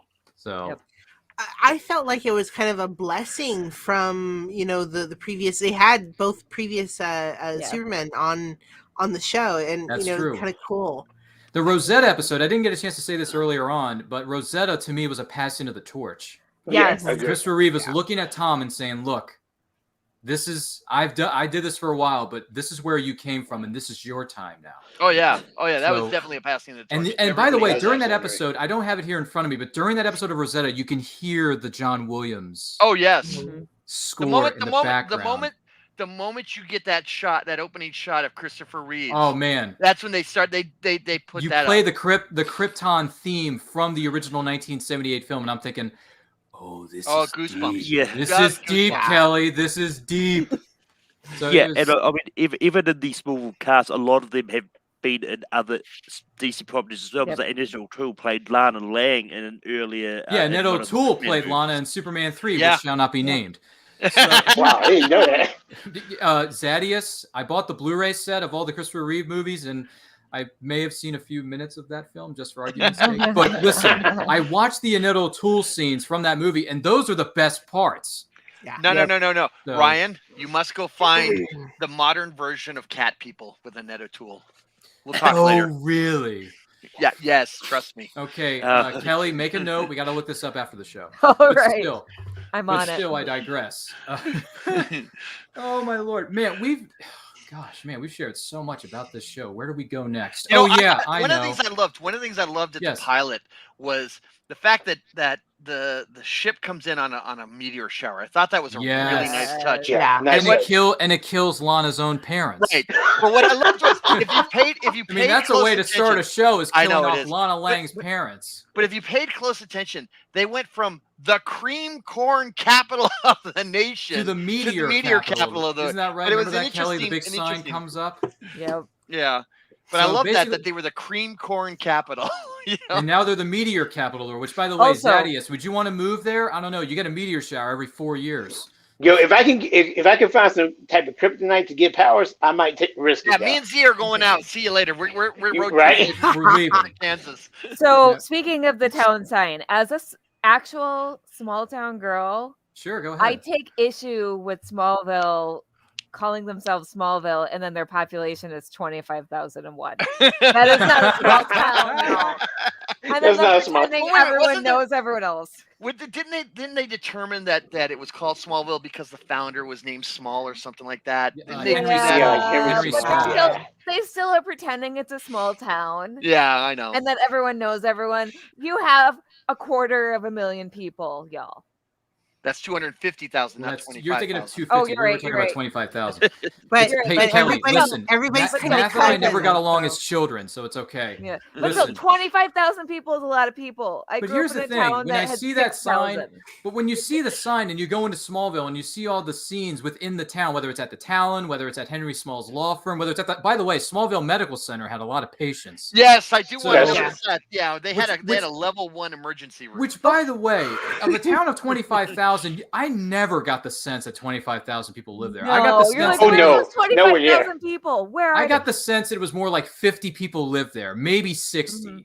yeah, I Because want to when you know see for the such a- exterior shots of the show, you never see hundreds of people gathered together unless it's like the Cream Corn Festival, unless for it's such the a small town, they had such a modern, medical Yeah. center. They had a Well, movie so theater, they many- had a coffee shop, My they had a thinking So clothing many is store. that- devastating things happened. Like Yeah. people could just be getting killed off. Like the villains Which are I- killing people every day. That's good. Well, My someone thinking, more though, than is likely got that- killed every episode. Yeah. Whoever designed that sign has never actually been to a small town. So they Well, think, that's yeah. Because what's the Kelly population of a has small been to town? a small town and she lives in one, so Well, don't forget the people who wrote this are usually from LA. That's Yeah. what I'm thinking. That's So true. like 25,000, that's tiny. I'm like, Yeah. laughing You've at got 6,000. Californians writing this. why. California Come on, dream. what No, I'm kidding. What was it? Didn't they have Bo Jackson in like one of those at one time, Yeah. or was that the Dean King one, where I think they that was. called Kansas flyover country? Oh God. I don't Yeah, I think remember. that was, Someone I Googled that remember for us them calling that- backstage. Calling it that, yes. No, that may have been Dean Kane. I don't I remember. think it was I the think so. Dean Kane show because Yeah. that was 93 to Yeah. 97. All right, my respectively. bad. My bad. I was Yeah, I mean- little. Bo Jackson. Aw. The only Jackson told you- I know of is told you I'm Shoeless old. Joe Jackson, who lives in the cornfields of Iowa. Told you I'm old. Speaking of small towns, Kelly, the cornfields. Yeah. Just saying. But yeah, I remember watching it, and when they brought in Christopher Reeve back, I was partly worried. Are they going to bring Gene Hackman back? Are they Oh gonna my get- God, that would've been nice. That would have been great. That would have been. That's one of the few DC alumni that unfortunately did not make an appearance on the series. Right. I mean, I think he retired. Like Gene Hackman retired about 2 years into. Well, he Smallville retired in anyway. season 3 because in 2003, a little indie film called Welcome to Mooseport came out, and that just didn't go over well. So Gene Hackman retired, sadly. But I, would have think liked he to was have always seen planning on an retiring. like, what if Gene Hackman was Lex Luthor's grandfather? You know what I'm saying? They could have done it. You know what That I'm saying? would've Because worked Lionel perfect. Luthor's already there, so you already had the dad. Why not the grandfather? You see what I'm saying? That would have been amazing. Yeah, but Hackman probably is one of those actors of I don't do television. Well, he's very picky about his Yeah. projects too. You know? So Just saying. But anyway, we've done the who, what, where, when, and why. We've done the, I would have done this. Oh, I would have done that. But I'm just curious, and I want to go around the table here. If you've had the pleasure or nay, the privilege of meeting any of the members of the cast of Smallville, whether it be down the street at your local pharmacy or at your local convention, just saying, let's go around the horn. Phoenix, have you met any of the Smallville veterans? And if so, who?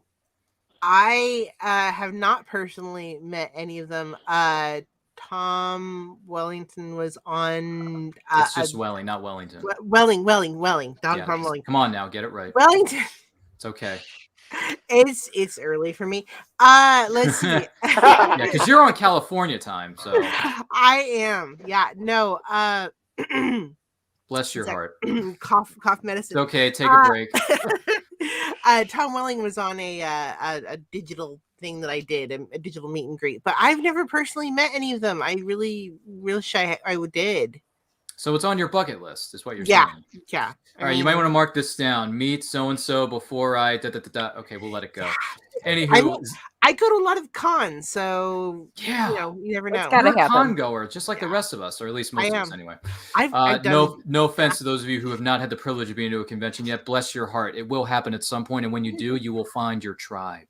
Trust me, it's a true story. I'm not going to lie, but before we get to that, not one but two wives at the conventions. Oh, gee willikers, Jerome. Do you have stories for days or what? Convention wise. So I want to Phoenix, hear this story. So Phoenix has got a lot of things on her mind in terms of objectives of people she wants to meet. Zadius, have you met any Smallville veterans? If so, who?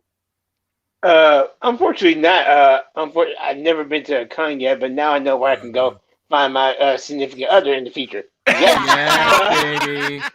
Looking for my next husband. Yeah. The closest I've got to any of this cast is that Laura Vandervoort liked one of my comments on TikTok, and I'm like, yes! And that was it. She comes in the door, you give her one of those big ovations like they do on Monday Night Raw. Well, you that's cool, man. I dig it. So you got some stuff to do on your list there. What about you, Malcolm? Over there in New Zealand, have Smallville veterans come to your neck of the woods of the Shire? And if so, who? Yeah, I mean, I think we've had like Tom Welling in here before, but I haven't had a chance to meet them. Like, in the city that the thing we don't really get Comic-Cons here. If we do, we don't really get a lot of the bigger names. I think the biggest stars we've had is like Billy Boyd and from Lord of the Rings. But I mean, Billy Boyd, yeah. But that's probably the biggest name we've had. But I know that I was considering going to a Comic-Con last year, which obviously never happened. Yeah, the world the world was kind of closed. Yeah. Well, I think the Comic-Con ended up happening, but there was no one was going to meet them because all the panels were virtual anyway. So they were pretty much doing their interviews. I was considering going to it last year when Tom Welling and Michael Rosenberg were both going to be there. But yeah, I just haven't had a chance to meet them. So you were going to go, but in the words of Shakespeare, it was not to be. Well, Malcolm, in your neck of the woods of New Zealand, past the Shire, past Middle-earth, all that jazz, because a lot of stuff has happened in Middle-earth in the last 20 years. 20th anniversary is coming up in December, right, Malcolm? That's right. Hint, hint, hint. Want. Celebrate. So it's on your bucket list of getting out of the Shire. I'm going on an adventure. Don't worry, Malcolm. It'll come for you, I promise. So, Jerome, you've been around the earth probably 100 million times. You've been in small towns 50 times than I want to count. But I'm just curious. Have you met any of the Smallville cast? And if so, who, where, when, and why? I haven't met the majors, but I did meet Helen Slater. Oh. Okay, simply because, she's Helen Slater. Well, she's Helen Slater, and she's quite beautiful, even at her age. So how was meeting Helen Slater? How did that go? Fabulous. Over? She was incredibly nice. Oh. I met Margot Kidder. You met Margot. And she was nice also.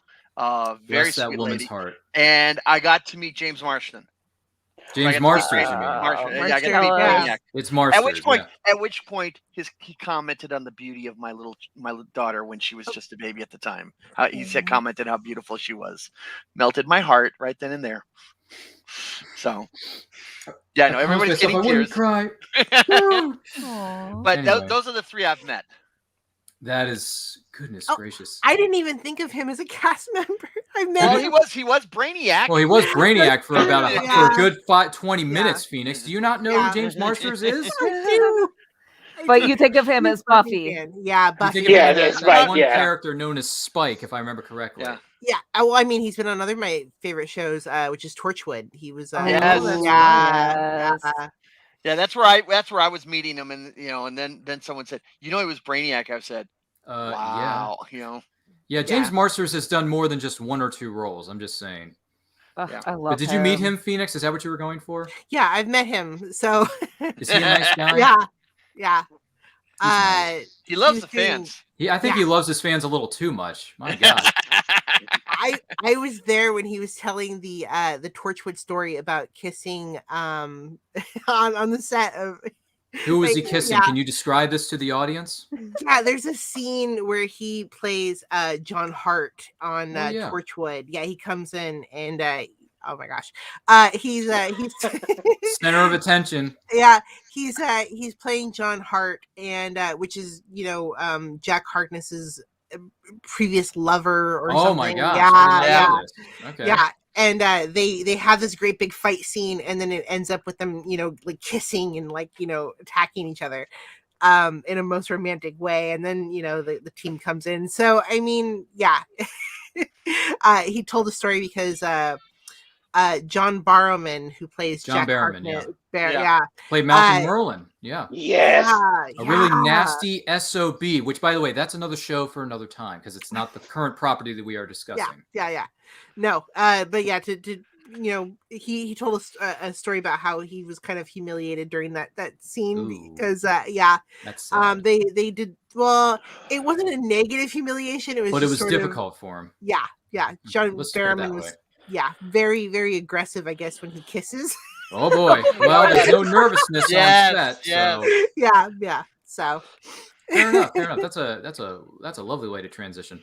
Anyway, so Kelly, I'm curious, and I think you have. I'm not sure, maybe just a little. But Kelly, you've met some Smallville alumni. I want to bring this up here for just a moment, if you don't mind. So you've met Green Arrow, aka Oliver Hartley. Queen. Tell us, what was your interaction with Justin Hartley like? So first of all, I'm gonna say Justin Hartley is my TV boyfriend, and my husband's okay with it. Do you need a cold shower now? Yes. Oh God. I love him. He's so nice. So this was only my second year cosplaying, and so I had made these costumes. And first costumes I ever made. And we walk into the room, and Justin Hartley looks up from the autograph he just signed, looks at us, and goes, "Oh, that's awesome!" And then hands his wife his phone and is like, "Take a picture of them, honey." Oh, that's dope. That's great. The best. It was just, oh my gosh. When a celebrity wants a picture with you, You've done it Yeah. right. Yeah. Basically, it's your moment where you've noticed that you've arrived. Yeah. For So real. Justin Hartley is a sweetheart. What about this gentleman here? Phil Morris, who played Martian Manhunter, Phil aka Morris. John Jones. He also Smallville. complimented our costumes. He was very happy to talk to people, very friendly and personable. Just I met them both on the same day. They were very What nice. convention or event was this held at? Superman celebration. Oh, it's on my bucket list. I'm telling you, you need to go. You're That's turned out in away from Illinois, us. isn't it? You're turned away Metropolis, from us. Illinois. What's Yes, the actual sir. costume? Oh, Black Canary. Black Canary. Okay. So that's You Black couldn't Canary tell and by that's Green Arrow. No, You there's know, a lot of yeah. heroes that wear black. Yeah. That's why I had to make sure that I didn't get it wrong. I also was not wearing a black leather jacket because it's in Southern Illinois in June, and It's it is 150 warm. degrees. basically, yes. Yeah, a little warm. So hot. But Phil Morris was a nice guy. So nice. You know, before Phil Morris was on that, I remember him best as the best TV lawyer in history on Seinfeld as Jackie Childs. Anyone remember Childs. Jackie, the lawyer to Kramer? Because I'll be honest with you, that's one of the funniest characters ever. He was so good. And Phil Morris can go to play in a fast-talking lawyer to a Martian Manhunter. Who'd have thunk? So good. Phil Morris, bless your heart, good sir. Love you as Jackie Childs. If I ever see you at a convention, I'm going to have you sign one of my DVD sets of Seinfeld, respectively. But Phil Morris is great as Martian Manhunter, I'm not going to lie. He's got that deep voice, too. He just knows how to act. You know, he's got right in the camera. Phil Morris also voiced Vandal Savage in the Justice League TV series. Jeez, Malcolm with the jump shot. Oh my gosh, good one, Malcolm. Also, I just found out James Marsters actually voiced Lex Luthor in Superman Doomsday, that movie. Yep. Really? Yeah, the 2003, is it 2003 or 2006 version, if I remember correctly? Interesting. I missed out on meeting Aaron though. Oh, you mean Aaron Ashmore? Yeah, I was working security at the convention. He's a nice I didn't kid. get a chance to get in there to meet him. Oh, I'm I sorry would you love missed to out on meet that. him. But Kelly, you brought something with you, and once again, it seems like Kelly meets all the MVPs of the DC universe, which makes me more jello. But you got together with your super friends, and you did something like this. Yes. No, So everyone's I dressed love up. the Dr. Fate. That's great. Look Isn't at he this amazing? outfit. By the way, who's dressed as Supergirl? Do you know who she is? That is Caitlin Connors. I think she's under West Virginia Wonder Woman on Instagram. # always support cosplayers. Yes. Hmm. Yeah, So you have that. You have this. Look at this shot. Like, this is pure Smallville goodness right here. And all these love photos that you're sharing now, I should say, are taken by Mark Schaefer, one of my favorite photographers to work with. And these great all were shots. taken in Metropolis. So I did put on the jacket for these, even though it was 150 It's 150 degrees. Yeah. Yep. Boy, that Dr. Fate looks ridiculously good looking. It really is super dope. That's a really good Dr. Fate. Yeah. And the Clark Kent one just jumps right off the page. I love it. Yeah. Oh, look at this. The Legion of Superheroes is gathered together. Look at that. Yeah. You can kind of see me behind the green arrow. I am Tess Mercer. Which one are you? Right here? Or... In between Green Arrow and Aquaman. Oh, I see you. Okay. There you are. It's like purple that she's wearing. It's a purplish Yeah. outfit. I didn't think I needed to be in the front for this picture because there were so many amazing cosplayers. I mean, look at all these people here. Look at this. Yes. Supergirl, Zatanna. I believe that's Lois, if I'm not mistaken. Yes. It's Lois in the very front. Yeah, Wonder Woman, Green Lantern, if I'm not mistaken. Yep. That's Is it Cosmic Boy? Yeah, Cosmic Boy. Yes.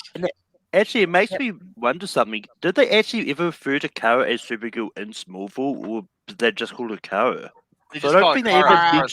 I don't think they ever mentioned. I think they just called her Kara, but there was an episode in season 9 or 8 called Supergirl. Was there? Yeah. Of Smallville. Yeah, Yeah. there was. Legitimately, Kelly. This is true. You can Google it in the backstage area if you want. I'll wait. I think what I think what the show is trying to do is trying to hint that They were hinting at her not becoming themselves. Supergirl. Yeah. They couldn't actually say it, but they can mention, like, I think at the end of that episode, Laura Vandervoort dresses up in the Linda Lake or her alter ego, and she puts on the glasses and the brown hair, and she's like, "On Earth, I'm Lee, Linda Lee." That's right. Yeah. Thank you, Doomsday's Crypt. Hey, there's the comments. Amazing cosplay. What can I say? Kelly's an all-star. Oh, you're so sweet. Jeez. She puts all of us to shame. I thought wearing this was enough. Hey, you look great. Thank you. I try. I mean, I know I'm wearing a hat. I know Clark never wears a hat, but the reason I'm doing it is because these headphones are not I'm trying to make myself feel comfortable in a studio, Clark. I figured you just had some really bad bedhead. That's why you. Well, wear the hat, not only right? that, but I have a lot of gray hairs that I don't want the young audience watching this at home to discover. Yeah, I know. You got the salt and pepper thing going there, Jerome. We still love you, pal. It's okay. Age is just a number, ladies and gentlemen. Remember that. Remember that. It's just a number. Yeah. So, for me personally, if I'm remembering this correctly, I posted this when the anniversary came up. These are some of the members I've met. There's my cosplay in the top corner. I've met John Glover, who played Lionel. I had my, Clark Kent, pseudo costume when he and I met. That was fun. He's a funny dude. Below that is James Marsters, a.k.a. Brainiac, one of the nicest, most kindest gentlemen you're ever going to meet in your life. I told him, I said, James, I really like what you did on Smallville as Brainiac. He says, well, thank you. You know how I got the role? I'm like, no. How did you get the role, James? And he tells me how he got it, how much he admired the creators of the show, Alfred and Miles, and how he wanted to be a part of it in any way, shape, or form. And when they offered him the role, he said, oh, this is great. I would love to play a villain. Yes. And he jumped at it. And boy, did he run away with Brainiac or what? Because he was so ridiculously good looking and so good as that character. See what I did there, Zadius? So, and then what you see in this other... What bugs me most about him is how good looking he looks and young. And then you find out he's a grandfather. Yeah. Oh my gosh, for real. Yeah. Kelly, I don't know about you, Kelly. That's weird. That's strange. Didn't he have a kid really young though? I remember him telling a story about that. He did, but that's beside the point. That's beside the point. But on the other picture that you see before you, I met Jimmy / I met Olsen, I met Aaron Ashmore, I met Erica Durant, and Laura Vandervoort, and we're all in together the same picture. Isn't that lovely? So jealous. So you're with Supergirl and Lois and Jimmy, and I'm thinking, okay, my life has been made. Is there anything more, please? So, yeah, I think when I'm when I'm between Erica and Laura, yeah, my life's been made, Zadius. I'm just saying. So there's my little tidbit of stories for you as far as coming to meeting some of the Smallville veterans, and I look forward to meeting more as we go into the future. Tom Welling, Michael Rosenbaum, you're on my list. Trust me. Trust me. So with that being said, we've shared so much moments, so many passions, so much energy, so many great moments, so many wonderful things. Before we go around the horn, we give our final thoughts. We give AK something known as plugs. Because Lord knows we got a million irons in the fire. That is. Can't imagine which one I would know. I know I can't imagine how many projects you're working on outside of this studio. But I want to leave before we go around the horn and share our final thoughts. I want to leave you, the viewer at home, or if you're listening in the background, whichever you want to go about it. Take a look at this for just one moment. Just listen. Kids just don't fall out of the sky. What are you trying to tell me, Dad? That I'm from another planet? So what are you, man or Superman? We have a destiny together. We're on different sides. Ooh, man.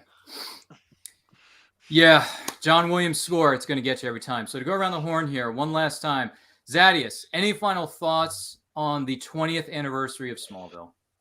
Final thoughts. First and foremost, I'm just glad that this show existed, period. Even though it was a show about a guy with superpowers, he was still a teenager. I was a teenager who was awkward with talking with girls, who had a crush. So I could easily see myself in him minus his superpowers. And as Clark grew, I pride myself that I was able to grow also. And it just took a character that I liked as Superman and made him into a character I love, just as Clark Kent. And I like Superman now, but I love Clark Kent more. And everybody from the show I'm a fan of, and even from they started on Smallville and they've just moved out into the Arrowverse. Smallville flew so the Arrowverse could be born. So I'm just grateful for Smallville, grateful for the cast. I just love the show. It's seriously my all-time #1 favorite show. That is a truly great sentiment, and I could not agree. I could not agree more. Thank you for sharing that with us, Zadius. Phoenix, final thoughts on the 20th anniversary of Smallville. I just really love that show. I actually became a journalist professionally later on. So, I remember I was thinking of Smallville as I started working, and I was like, I'm working for the basic Daily Planet, So, I mean, yeah, I probably inspired a little bit of my daily life. So, yeah, it was a great show. Absolutely, absolutely. To the young man who just got up at the crack of dawn in the Shire, aka a different property that we will not talk about right now on this show. Malcolm, any final thoughts and anything you'd like to say to the millions of people out there for the 20th anniversary of Smallville? Yeah, I mean, for me, when it comes to Smallville, I'm just surprised at how much, they really got into Superman mythos and to fit into all the episodes. I felt like everything possible of Superman they managed to do in the series. And it's just one of those shows that I will definitely plan on going back and watching again. Eventually, it's along with a lot of other shows. There's a lot of shows I love, but this is just one of them. And for me, you can find me over on Take 3 Productions, where I host Rankum every Saturday night at 8 p.m. Eastern. We were going to go around the horn first and then do plugs, Malcolm. You're kind of jumping ahead there. Uh-oh. He's going to take his moment. I'm in the future anyway, so... Yeah. That's right. He is whatever, dude. Right. He did it. You know what? We'll go around the horn one more time, but follow Malcolm and everything he's doing at Take 3 Productions. Let me just leave it at that for you, Malcolm. See what I did there? I'm trying to be your best salesman. But thank you for chiming in, Malcolm. That's what I'm gonna say. Oh, geez, Malcolm, why did you have to ruin the flow of the show? Anyway, that was beautiful, Malcolm. Any final thoughts and anything else for the 20th anniversary of Smallville? The floor is yours. Well, to be honest, I'm surprised. 20 years. I mean, that's done pretty good. And here we are still talking about this show later, 20 years on. And that tells you its staying power. I, like many fans back in that when it started, had our serious doubts about it because we all remember Superboy from the 1990s and the disaster that was. And we were hoping that the show would, cover that time frame between Superboy in Smallville and Superman in Metropolis. And with a few hiccups that we've discussed, I think they did a pretty good job at it. There were some changes I would have done differently, but overall, I can't complain. I think they did a really good job. I'll be honest, I don't want to see anymore. I think that it's fine where it's at. We don't need an animated series. We don't need anything more. It's a pretty good show. They've got good end caps on it, and I think this show holds up pretty well on its own.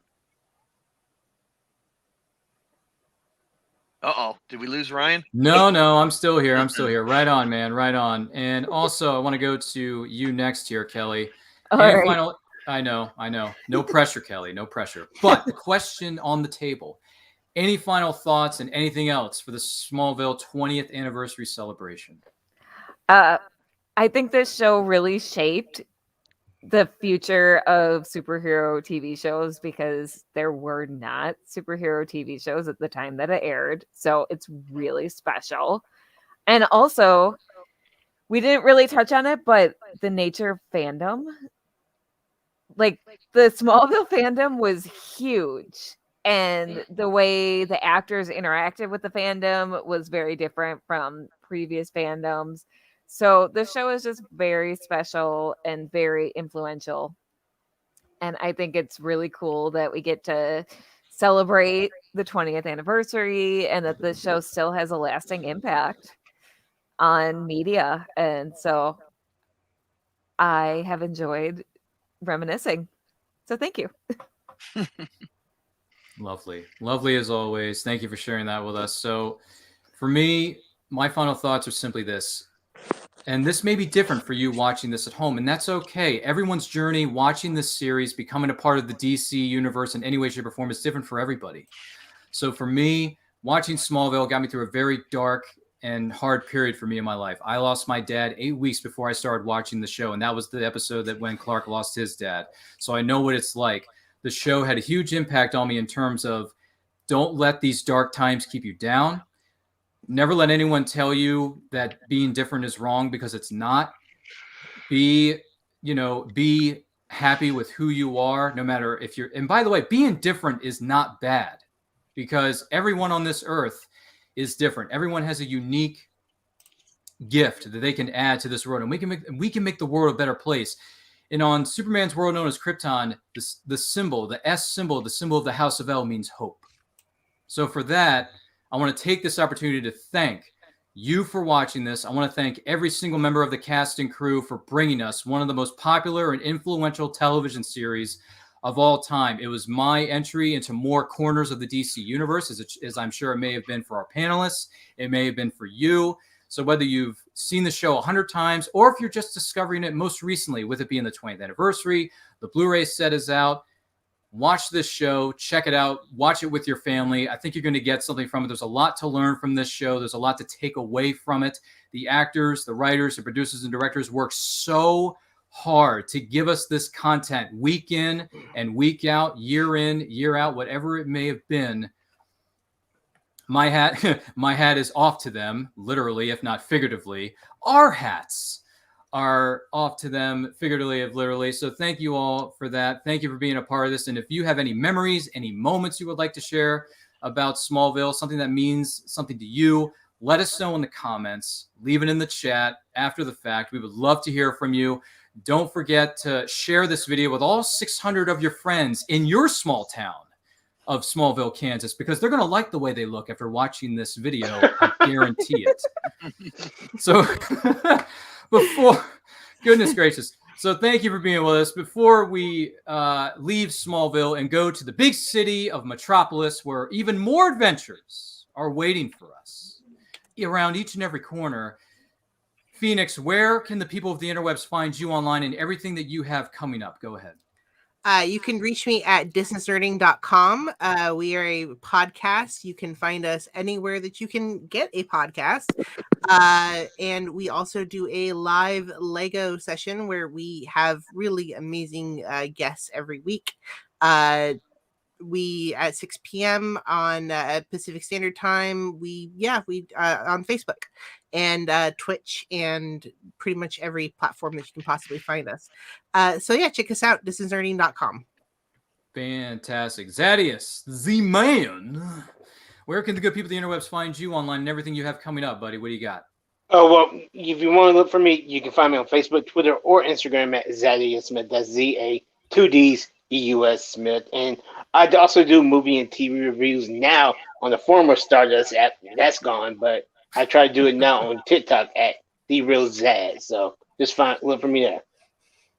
Thank you very much for being with us, Z-Man. The coolest kid in school. If you and I were at Smallville High together, I think you and I would be very good friends. If I do say so myself. By the way, go Crows! Jerome, where can the good people of the interwebs find you online and everything you have coming down the pipe? Well, you can find me at Saturday Morning Cartoons every Saturday at 9 o'clock here on Facebook through the HWWS family and the MBL Entertainment Group. And every other Friday night, you can catch me also on Classic Television SmackDown. I'm on Facebook as Jerome Connor. I'm on Instagram as Hood1707. I'm on Twitter at ConnorHood1707. And somewhere in the vast internet, there is a MySpace page of mine somewhere out there. So you can find me there if you can find it. So that's where you can find me. Thank you very much, kind sir, for being with us. Malcolm, you may have mentioned a moment ago you jumped the gun like you tend to do on a lot of different programs. Maybe I shouldn't have you on anymore. But still, with that being said, Malcolm, where can the viewer find you online and everything you have coming down the line? I mean, you can find me on TV Productions. Do rank them every Saturday. Tonight, really. At 8 p.m. Eastern, we're talking about horror movies of the 2010s. I also do late night take 3 on Sundays. Tomorrow we're starting at 10 p.m. Eastern, and we're talking about Boy Meets World. And you can find me hosting trivia matches over on Full Metal Trivia. Ryan's played in some of them. Also have them back. Yeah, just a few. Just a few. We may have done a Full Metal random match about Seinfeld quotes that you may want to check out on that YouTube channel. Just saying. Free plugs for you, Malcolm. I know my check's in the mail on your way out. But anywho, the one, the only, Kelly, who's got so many super stories about so many small towns and so many big conventions. Kelly, where can the good people of the interwebs find you online and everything that you have coming up soon? Oh, gosh. Okay, so I've made it easy. I finally have a link tree. Woohoo! Linktree is your best friend. Linktree.com/PhoenixesCosplay. That's where you can find everything. I have cosplay pages. I do video podcasts with Back of the Cereal Box. So I do comic reviews. I do Cosplay Cafe, which is a cosplay-based show. I have a book out that is a superhero novel. And then my cosplay partner also makes Pokeballs. So that's on our link because our link tree is shared. Yeah, I have a lot. So I finally got my stuff together and have that link tree. It's so much easier. Goodness gracious. Man, is there anything you haven't done in this universe yet? Gee whiz. But anywho, thank you for being with us, Kelly. We do appreciate it. My name is Ryan of Nerd Culture. You can find us and everything we're doing here on all forms of social media simply at It's Nerd Culture. Don't forget to like, comment, share, subscribe, do all that stuff. But in the meantime, to all of you, to our panelists, to you, the viewer watching this, stay healthy, stay strong, stay safe, and watch Smallville. And one more thing, somebody save me. That's what you need to do. Seriously. But other than that, take care. Support each other, support yourself, because it takes teamwork to make the dream work. And by the way, don't forget to check out our good friends over at HWS Web TV. Great gamut of shows led by a great roster full of people, because sharing is caring. And by the way, one more thing, rising tide raises all ships. Take care, everyone. I'm GW Pomacher. I'm Dina Marie. I'm Sage Ia. I'm Thomas Carter Rochester. Hey, I'm David Thompson. Hi, I'm Kevin. And I'm Mia. Hi, I'm Mark. Hey there, this is Dave Adams. Hi, I'm Rosemary Rose. Jerome Conner here. Hey guys, it's Josh Bauer. It's Willow Schuyler. I'm Cosplay Michael.